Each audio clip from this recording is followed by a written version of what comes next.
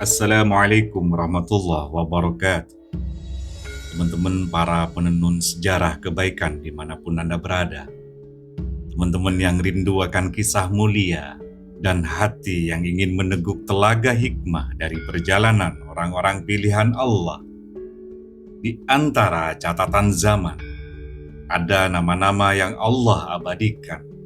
Bukan karena kekayaannya, bukan pula karena kekuasaannya, tapi karena iman, pengorbanan, dan keteguhan mereka di jalan Allah. Kali ini, kita akan menapaki jejak salah satu sahabat Rasulullah Muhammad SAW, seorang lelaki yang di masa jahiliyah dikenal keras dan garang. Namun ketika hidayah menjemput, beliau menjadi pelindung dan cahaya bagi Islam.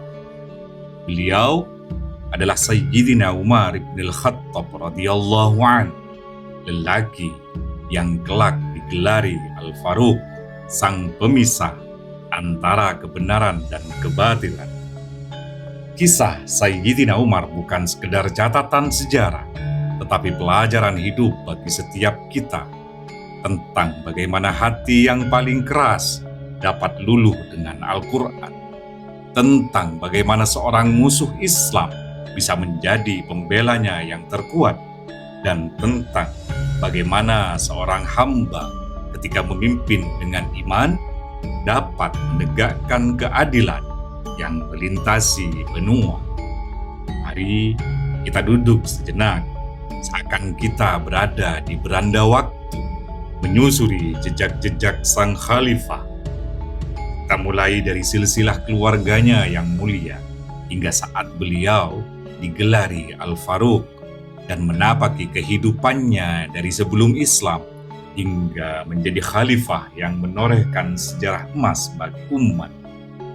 Teman-teman sekalian, kisah ini bukan sekedar untuk didengar, tetapi untuk direnungkan, agar ketika layar ini tertutup, yang tersisa bukan hanya cerita, melainkan cahaya yang menuntun kita dalam menjalani hidup. Maka, mari bersama-sama kita buka lembaran pertama dan berjalan pelan menuju cahaya. Sayyidina Umar bin Al-Khattab radhiyallahu anhu, nama lengkapnya adalah Umar bin Khattab bin Nufail bin Abdul Uzza bin Riyah bin Abdullah bin Qud bin Razah bin Adi bin Ka'ab bin Lu'ay al-Quraisy al-Adawi. Nasab beliau bertemu dengan nasab Rasulullah Muhammad SAW pada Ka'ab bin Lu'ay. Jadikan Sayyidina Umar sebagai bagian dari keluarga besar Quraisy, suku paling terhormat di Mekah kala itu. Ayahnya, Al-Khattab bin Nufail, seorang lelaki yang dikenal sangat keras dan tegas, hingga sifat itu banyak diwarisi oleh Umar di masa mudanya.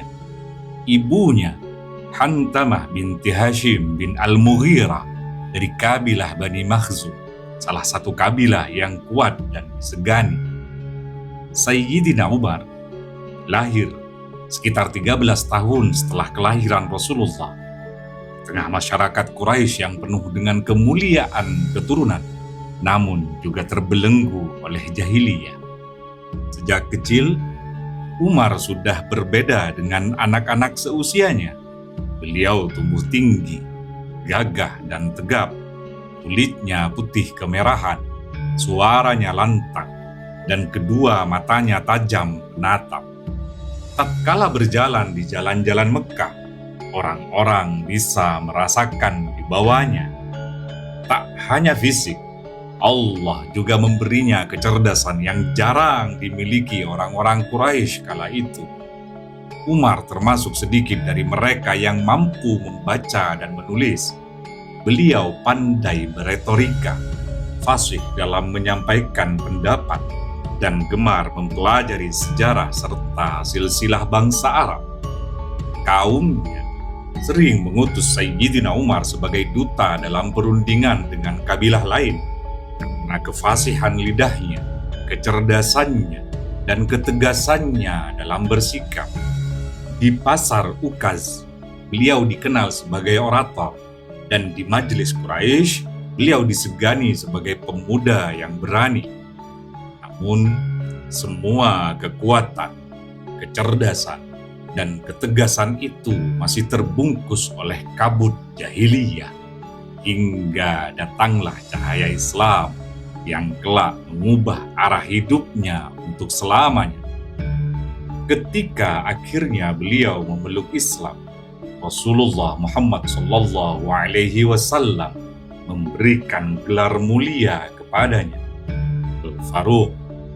Al-Faruq artinya adalah pemisah, karena dengan keislamannya, Allah memisahkan secara terang antara yang hak dan yang batil.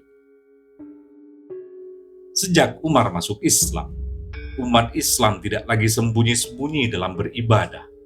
Mereka berdoa di hadapan Ka'bah dengan keberanian karena ada sosok Umar yang berdiri di depan mereka. Ibnu Mas'ud radhiyallahu an pernah berkata, "Kami senantiasa dalam keadaan terhina sampai Umar masuk Islam. Tatkala Umar masuk Islam, barulah kami menjadi kuat." Itulah momen yang menjadikan Umar sebagai Al-Faruq, benteng yang melindungi umat dan cahaya yang memisahkan kebenaran dari kegelapan. Sebelum cahaya Islam menyentuh hatinya, Umar bin Khattab radhiyallahu an adalah salah satu penentang terkuat dakwah Rasulullah. Beliau tumbuh dengan watak yang keras, diwarisi dari ayahnya. Di kalangan Quraisy, Sayyidina Umar dikenal sebagai sosok yang disegani, tegap, gagah, cerdas, dan pemberani. Namun, di masa jahiliyah itu, ketegasannya sering berubah menjadi kekerasan. Beliau terkenal sebagai seorang yang tak segan menyiksa mereka yang lemah karena iman.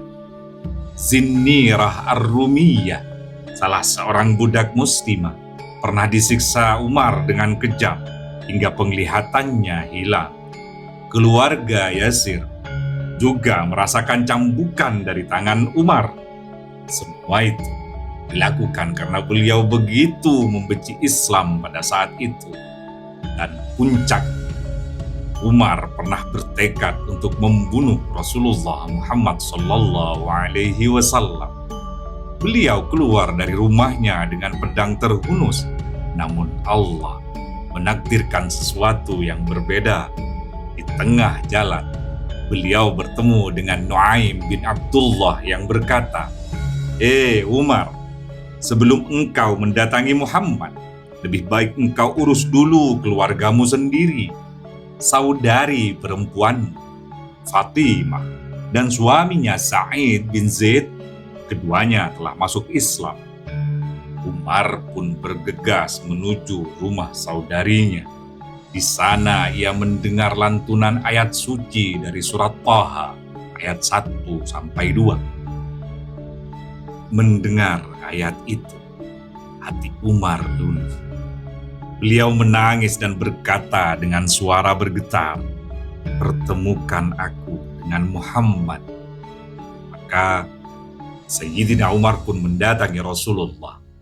Saat itu, para sahabat merasa gentar karena Umar datang dengan pedang. Namun Rasulullah menyambutnya dengan penuh ketenangan. Umar pun menyatakan syahadat, dan seketika itu pula kaum muslimin bertakbir dengan gembira. Hari itu, doa yang pernah dipanjatkan Rasulullah Muhammad SAW terjawab. Allahumma a'izzal Islam bi ahabbir rajulaini ilaik bi Abi Jahlin au bi Umar ibn al-Khattab. Ya Allah, muliakanlah Islam dengan salah satu dari dua lelaki yang paling engkau cintai, Abu Jahal atau Umar ibn al-Khattab. Dan Allah lebih memilih Umar.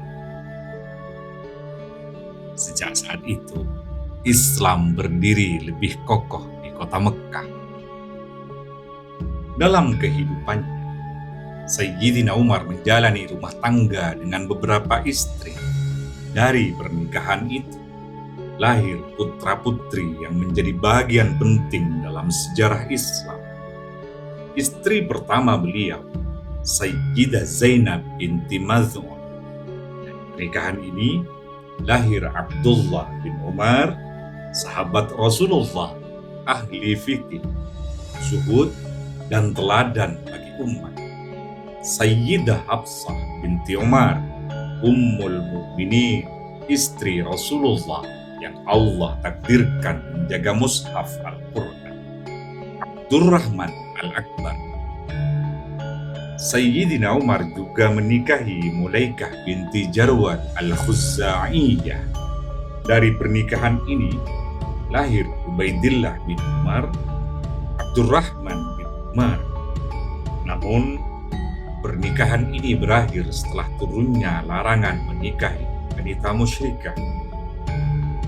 Sayyidina Umar juga menikahi Jamilah binti Thabit Al-Ansariyah dari kalangan Ansar.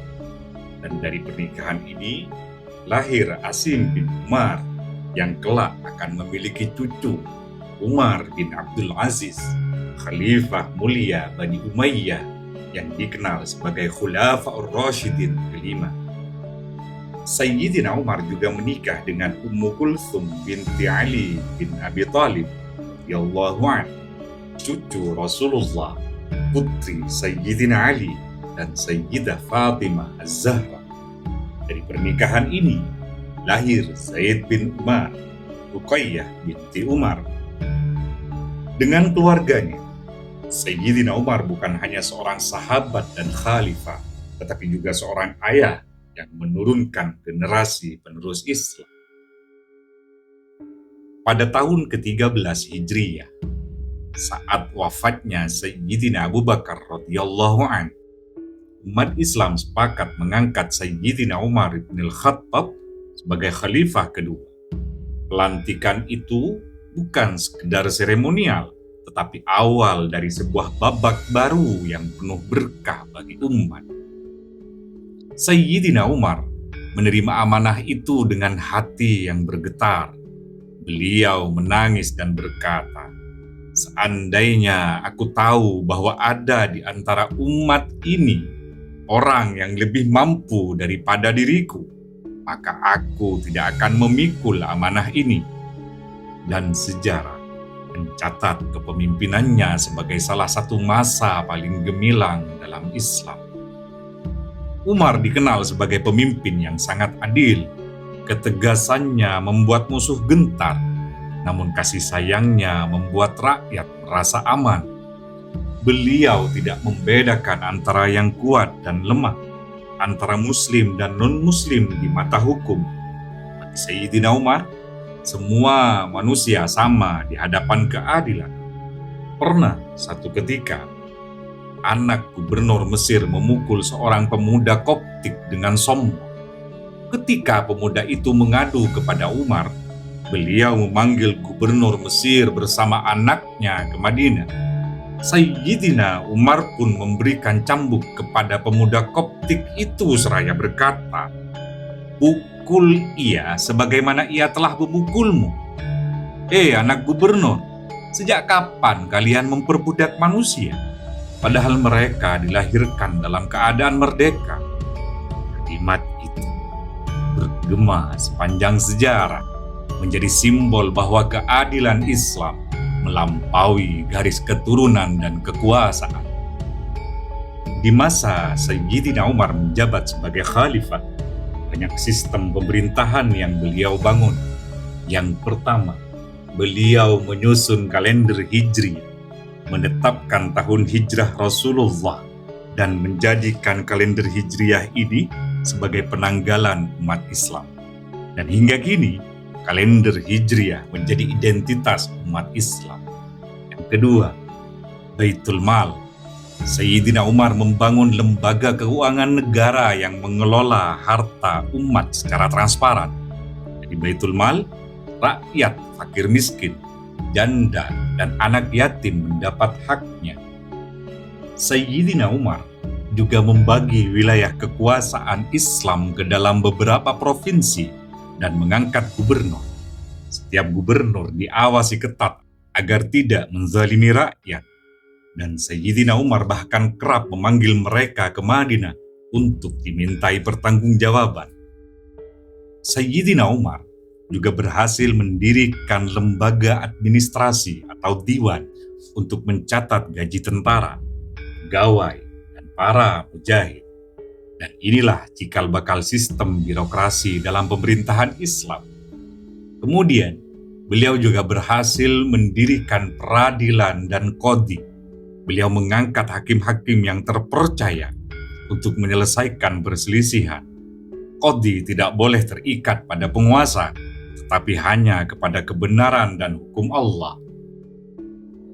Dalam 10 tahun kepemimpinannya, wilayah Islam meluas hingga Persia, Syam, Mesir, dan sebagian Romawi. Perang Qadisiyah, Persia runtuh di bawah pimpinan Sa'ad bin Abi Waqqas radhiyallahu anhu.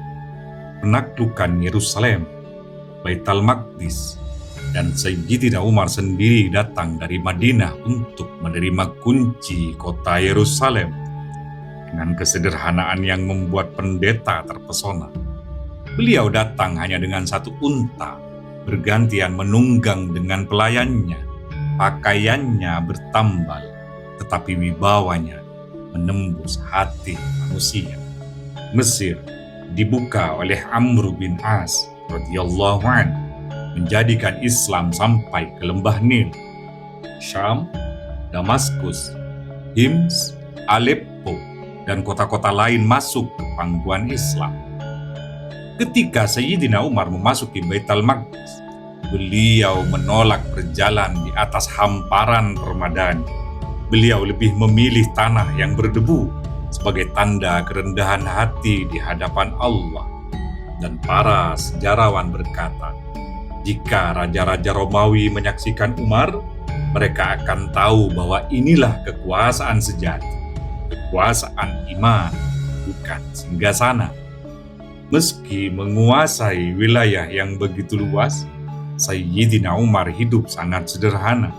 Pakaiannya sering bertambal, makanannya sangat sederhana, dan beliau tidur di atas tikar kasar hingga tubuhnya berbekas. Suatu ketika, duta dari Persia masuk ke rumah Sayyidina Umar dan melihat tidak ada kemewahan apapun, hanya sepotong roti kering dan kendi air. Duta itu terkejut kemudian berkata, "Engkau menguasai dunia, tetapi engkau hidup seperti ini." Dan Sayyidina Umar pun menjawab dengan tenang, "Cukuplah bagiku dunia ini sebagai bekal, karena aku diciptakan bukan untuk tinggal di dalamnya selamanya." Dalam 10 tahun kepemimpinannya, Sayyidina Umar membangun pondasi negara Islam yang kuat. Beliau meletakkan sistem administrasi, menegakkan keadilan, membuka negeri-negeri baru, dan memastikan kesejahteraan rakyatnya. Beliau dijuluki Amirul Mukminin pertama dalam sejarah Islam, dan ketika disebut nama Umar, sejarah selalu mengingat dua hal, keadilan dan keberanian. Ibnu Mas'ud pernah berkata, Islam menjadi kuat sejak Umar masuk Islam, dan Islam mencapai puncaknya ketika Umar menjadi khalifah. Dari kisah Sayyidina Umar kita belajar bahwa tidak ada hati yang terlalu keras untuk ditaklukkan oleh Al-Quran. Sayyidina Umar adalah sosok yang dulu menentang bahkan ingin menghabisi Rasulullah. Namun lantunan ayat dari surat Thaha membuat hatinya luluh hingga air matanya jatuh, dan pedang yang hendak menebas berubah menjadi perisai bagi Islam. Inilah pelajaran bagi kita, betapa agungnya firman Allah dalam mengubah hidup manusia. Inna hadzal Qur'an yahdi lillati hiya aqwam. Sungguh, Al-Quran memberi petunjuk kepada jalan yang paling lurus. Al-Isra ayat 9. Maka jangan pernah berputus asa. Sekeras apapun hati manusia, ia bisa menjadi lembut bila disentuh cahaya wahyu. Sayyidina Umar menunjukkan bahwa keberanian sejati bukan hanya di medan perang, tetapi juga keberanian untuk berdiri di jalan kebenaran, walau seluruh dunia menentang. Beliau berkata lantang saat pertama masuk Islam, siapapun yang ingin ibunya kehilangan anak, istrinya menjadi janda, dan anak-anaknya menjadi yatim, hadang aku di jalan menuju Ka'bah. Keberanian itu menjadikan kaum muslimin berani berdoa di depan Ka'bah. Dan sejak itu, Islam tak lagi sembunyi-sembunyi. Dari Sayyidina Umar kita belajar bahwa iman yang kokoh akan melahirkan keberanian, dan keberanian yang tulus akan menjadi cahaya bagi umat. Sayyidina Umar dikenal sebagai simbol keadilan sepanjang sejarah. Beliau tidak membiarkan kezaliman, meski pelakunya adalah pejabat atau keluarganya sendiri. Keadilan Sayyidina Umar bukan hanya untuk kaum muslimin, tetapi juga untuk ahlul zimmah, orang-orang non-muslim yang hidup di bawah pemerintahan Islam. Beliau pernah berkata, seandainya seekor keledai tersandung di jalan Irak, aku takut Allah akan menuntutku. Mengapa aku tidak meratakan jalan untuknya? Dari Sayyidina Umar kita belajar bahwa keadilan sejati lahir dari rasa takut kepada Allah, bukan dari keinginan mencari pujian manusia. Meski menjadi pemimpin yang menguasai wilayah seluas benua, Sayyidina Umar tetap hidup dalam kesederhanaan. Beliau tidur di atas tikar kasar, pakaiannya bertambal, dan sering membawa gandum di punggungnya untuk janda dan anak-anak yatim. Dunia ada dalam genggaman beliau, namun hatinya tetap tunduk sebagai hamba Allah. Inilah pelajaran besar bagi setiap pemimpin, bahwa kemuliaan bukan diukur dari singgasana, tetapi dari sejauh mana ia merendahkan diri di hadapan Allah. Sayyidina Umar tidak pernah merasa dirinya penguasa. Beliau menyebut dirinya sebagai hamba yang diberi amanah. Karena itu, beliau berjalan di malam hari, menyamar untuk memastikan rakyatnya tidak ada yang kelaparan. Dari Sayyidina Umar kita belajar bahwa seorang pemimpin sejati bukanlah yang minta dilayani, tetapi yang melayani. Bukan yang bermegah dalam kekuasaan, tetapi yang menangis dalam doa. Mohon agar tidak salah memimpin umat. Hikmah Sayyidina Umar adalah cermin bagi kita. Menjadi adil dalam keputusan, berani dalam kebenaran, lembut dalam iman, dan rendah hati dalam setiap langkah. Teman-teman sekalian, para pecinta renung aksara yang dirahmati Allah, kita telah menapaki sekelumit dari kehidupan Sayyidina Umar bin Khattab radhiyallahu anhu. Dari masa mudanya yang keras hingga lembutnya hati ketika disentuh ayat Allah, dari keberaniannya menantang Quraisy di depan Ka'bah hingga keadilannya yang melintasi benua, dari kesederhanaan hidupnya hingga tangisnya yang basah di malam-malam panjang sebagai hamba Allah.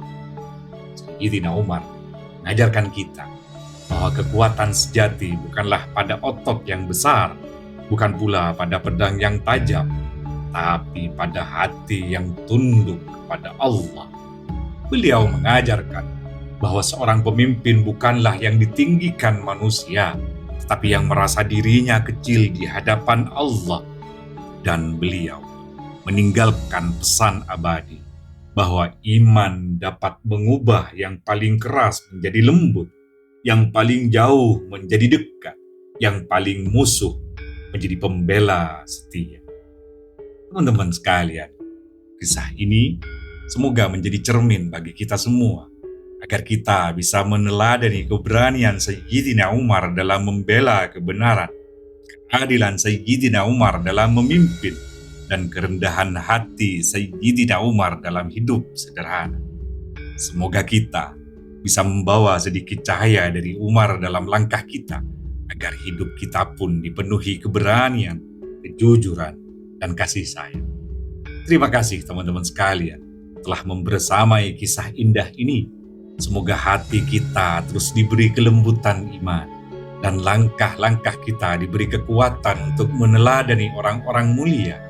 Tetaplah bersama Renung Aksara di kisah-kisah lain yang akan kita buka bersama. Kisah yang menenangkan jiwa, mencerahkan akal, dan menghidupkan hati. Terima kasih sekali lagi teman-teman sekalian. Wassalamualaikum warahmatullahi wabarakatuh.